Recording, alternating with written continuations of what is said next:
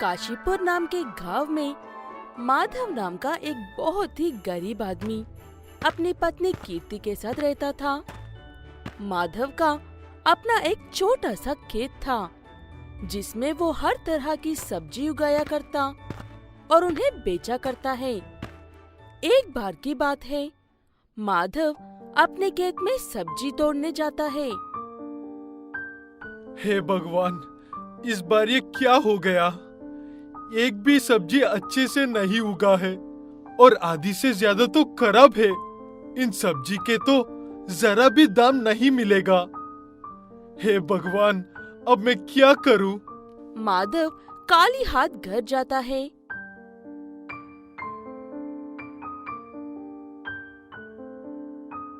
क्या हुआ जी?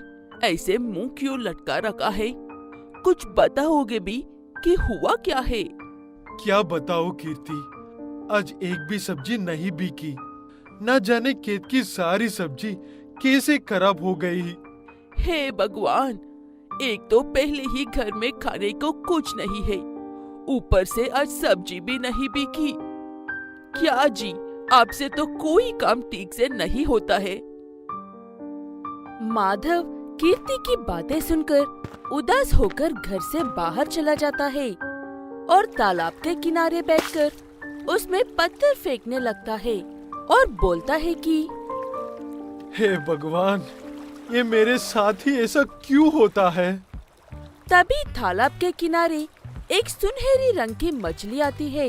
अरे ओ भाई, कब से बैठे पानी में पत्थर फेंके जा रहे हो?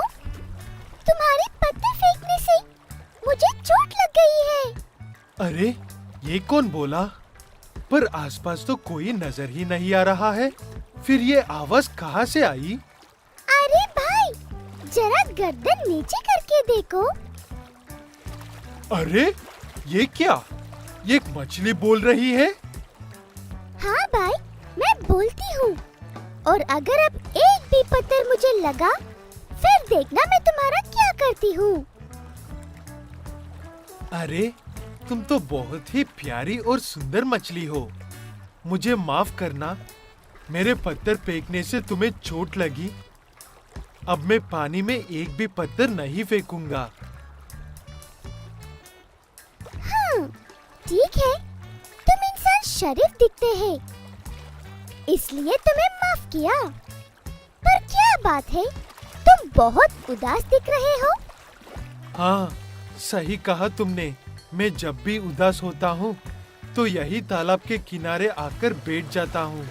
फिर माधव सुनहरी बोलने वाली मछली को सारी बात बताता है।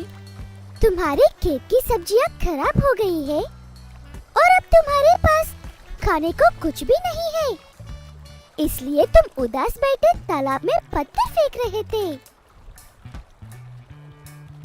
समझ में नहीं आता क्या करूं। और तो सभी के खेती की सब्जी हरी भरी है, बस मेरा ही खेती की सब्जियां खराब है। खैर छोड़ो, अब तो लगता है कि आज भी पत्नी के डांट से ही पेट भरना पड़ेगा। ऐसा बोलकर माधव वहाँ से चला जाता है और घर जाकर अपनी पत्नी को बोलने वाली मछली की बात बताता है। माधव की बात सुनकर कीर्ति जोर जोर से हंसने लगती है और बोलती है कि क्या जी, आपका दिमाग तो सही है भला। मछली भी कभी बोल सकती है क्या? अगले दिन माधव फिर तालाब के किनारे जाता है। ओ सुनहरा मछली, कहाँ हो तुम? बाहर आओ। अरे तुम? अरे भाई, आज सुबह सुबह तालाब पर? मैं तुम्हारे लिए दाना ले आया हूँ। मछली खुश हो जाती है और बोलती है कि अरे वाह, तुम मेरे लिए दाना लाए हो। फिर तो आज से हम दोनों दोस्त हैं। क्या हुआ?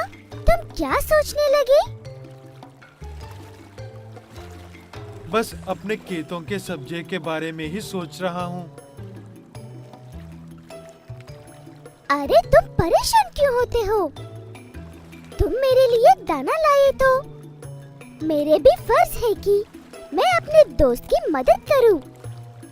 तुम मेरे तालाब से रोज 2 बाल्टी पानी लेकर अपने खेतों में डालना और फिर देखना कमाल। माधव ऐसे ही करता है। वो रोज मछली के लिए दाना ले जाया करता और उस तालाब से 2 बाल्टी पानी भरकर खेतों में डाला करता। फिर कुछ ही दिनों में उसके खेतों में भी बहुत ही अच्छी और हरी भरी सब्जियां उगने लगी और उन सब्जियों को माधव को बहुत ही अच्छे दाम में भी मिलने लगे। अब माधव भी एक धनी आदमी बन गया था। माधव खुशी खुशी मछली से मिलने जाता है और बोलता है कि हे दोस्त, मैं कैसे तुम्हारा शुक्रिया अदा करूं? मैंने तुझे दाना खिलाया और उसके बदले में तुम मेरी इतनी मदद की है। और देखो, आज मैं एक धनी आदमी बन गया हूँ।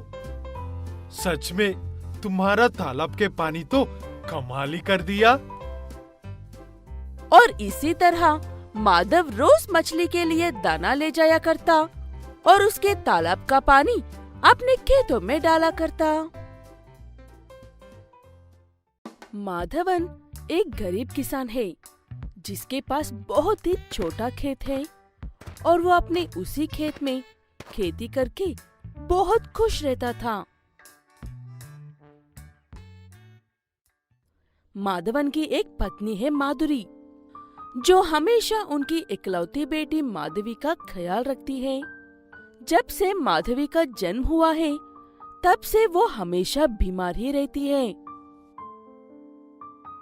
उस पर लाल डब्बे में पैसे रखे हैं। आते वक्त माधवी की दवाइयाँ लेकर आना। आज मैं खेत में नहीं, अपने दोस्त से मिलने के लिए पड़ोसी गांव में जा रहा हूँ। अगर तुम्हें भी कुछ चाहिए तो बता दो, मैं लौटते वक्त लेकर आऊंगा। सिर्फ दवाइयों के पैसे हैं मेरे पास। सारे पैसे तो घर के खर्चों में पहले ही खत्म हो गए हैं। ये कहकर माधुरी अपने पति को भेज देती है। माधवन खेती करके जितने भी पैसे कमाता था, वो पैसे उसकी बेटी की दवाइयों में ही खत्म हो जाते थे। बचे हुए 1-2 100 में उनका गुजारा बहुत मुश्किल से होता है। रास्ते में माधवन को जमींदार मिलता है। सारे गांव वाले अपनी फसल उसी जमींदार को बेचते हैं, लेकिन पिछले 2 बार से माधवन अपनी फसल कहीं और बेच रहा है। कहाँ जा रहे हो माधवन? इस बार भी फसल कहीं और भी बेचने का इरादा है क्या तुम्हारा? बाहर थोड़े ज्यादा पैसे मिल रहे हैं जमींदार जी। आपको मेरी घर की परिस्थिति के बारे में जानते हो ना, इसीलिए बाहर दे रहा हूँ। ये कहते हुए माधवन वहाँ से चला जाता है। माधवन का दिल साफ है, इसलिए वो सीधी बात करके वहाँ से चला जाता है। लेकिन जमींदार का दिल लालच से भरा हुआ था। भले ही माधवन का खेत छोटा और उसकी फसल कम होती है, लेकिन माधवन की फसल में जो गुणवत्ता होता है, वो ना ही इस गांव में किसी के पास होती और ना ही आसपास के किसी गांव में भी होती है। इसलिए जमींदार माधवन की फसल के लिए कुछ भी कर सकता है। अगर मैं माधवन को ज्यादा पैसे दे दूं तो मेरी कोई इज्जत नहीं रहेगी, और ऐसे ही फसल मेरे होते ही मेरे गांव के बाहर जाएगी, तब भी मेरी कोई इज्जत नहीं रहेगी। ऐसा कहते हुए जमींदार माधवन के खेत को बर्बाद करने के लिए जाता है और माधवन यहाँ पर अपने दोस्त से मिलने के लिए आया है। बताओ रवि, मुझे इतनी जल्दी तुम्हारे गांव में बुलाने के लिए वजह क्या है? क्या तुम किसी समस्या में हो? मेरे पास कुछ जादुई अंडे हैं। उन अंडों को सही से इस्तेमाल करने पर वो किसी भी बीमारी का इलाज कर सकते हैं। ये बात सुनते ही माधवन बिना कुछ सोचे अपने दोस्त से सारे अंडे खरीद लेता है। रवि अपने दोस्त से झूठ बोलकर थक कर चला जाता है। माधवन उन अंडों के साथ सीधे अपने खेत की ओर ही चल पड़ता है। वहाँ पर उसे जमींदार नजर आता है। आप मेरे खेत में क्या कर रहे हो जमींदार साहब? कुछ नहीं, बस थोड़ी सी जहरीली दवाई डालकर तुम्हारे खेती को बर्बाद कर रहा हूँ। ये बात सुनकर अपना रोना धोना शुरू मत करना। चाहो तो कल से मेरे पास मेरे नौकर बनकर काम कर सकते हो। कोई भी जहरीली दवाई मुझे मेरे खेत में काम करने से रोक नहीं सकता है। मैं इसी खेत में दोबारा खेती करके दिखाऊंगा और वो अंडों के खेती करके दिखाऊंगा। ये कहते हुए माधवन अपने खेत में गड्ढे बनाकर उसमें वो साधारण अंडे डालकर वहां से चला जाता है।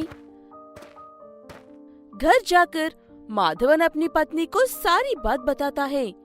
सब सुनने के बाद माधुरी परेशान हो जाती है, क्योंकि माधवी बिना दवाइयों के नहीं रह सकती है। भले ही माधवन से बहुत बड़ा बेवकूफी वाला काम किया है, लेकिन उसका आत्मविश्वास इतना ज्यादा था कि अगले दिन सुबह तक वो सारे साधारण अंडे सोने के अंडों में बदल जाते हैं और उन अंडों की बील सारे खेत में फैल जाती है। वो देखकर माधवन को अपनी आंखों पर विश्वास नहीं होता है, लेकिन इससे पहले कि किसी की बुरी नजर उन पर पड़े, माधवन अपने खेत के सारे सोने के अंडे तोड़कर घर लेकर जाता है और कुछ ही दिनों में बहुत बड़ा धनवान बन जाता है।